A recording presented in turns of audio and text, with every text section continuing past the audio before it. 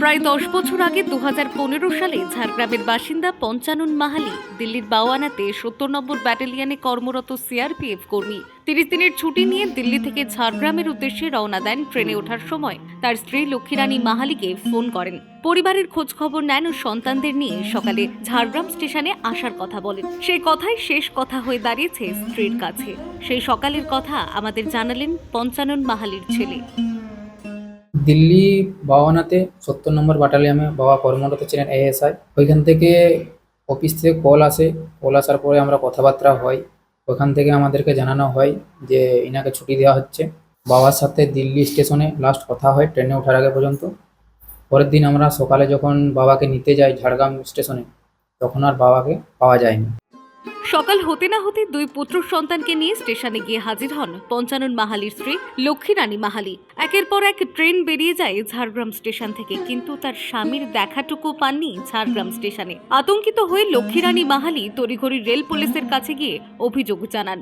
খবর যায় দিল্লি 70 নম্বর CRPF battalion অফিসে। তার স্বামী অফিসের থেকে জানানো হয় অন্যান্য জায়গায় খবর নিয়ে দেখতে, স্থানীয় থানাতে গিয়ে নিখোঁজ অভিযোগ জানাতে।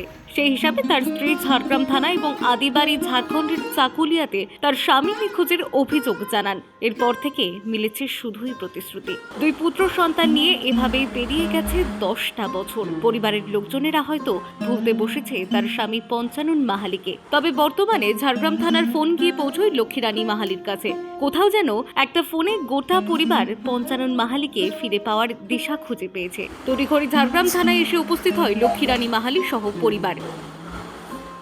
এই মুহূর্তে জানতে পারছি যে ঝাড়গ্রাম থানার পুলিশ খোঁজ খবর চালিয়ে যাচ্ছে, বা আমি গিয়েও খোঁজ নিলাম যে না, ওরা আমার এটা আবার গুরুত্বপূর্ণ দিয়ে করে চালাচ্ছে। আমি এখন ঝাড়গ্রাম থানার পুলিশকে অসংখ্য ধন্যবাদ বলবো। আর এখন যে আমার এই কেসটার জন্য গুরুত্বপূর্ণ দিয়ে ওরা খোঁজাখুঁজি করছে, এটা খুবই গুরুত্বপূর্ণ দিয়েই খুঁজছে, এটা না বলবো না আমি। এটা আমার খুব শুনেও ভালো লাগছে। ঝাড়গ্রাম থানার পুলিশের পক্ষ থেকে জানানো হয় 10 বছর ধরেই চলছে তার স্বামীর খোঁজ খবর। এই মুহূর্তে হয়তো শেষ পর্যায়ে এসে পৌঁছেছে। হয়তো সঠিক খবর কিছুদিনের মধ্যে পেতে পারেন আবার পরিবার। আর সেই কথা শুনেই পরিবারের লোকজন সহ পঞ্চানন মাহালির স্ত্রী লক্ষ্মীরানী মাহালি স্বামীকে ফিরে পাওয়ার আশায় প্রহর গুনে চলেছে। ঝাড়গ্রাম থেকে অভিরাজ বেরার রিপোর্ট, টাইমলেস ডেপিকশন নিউজ।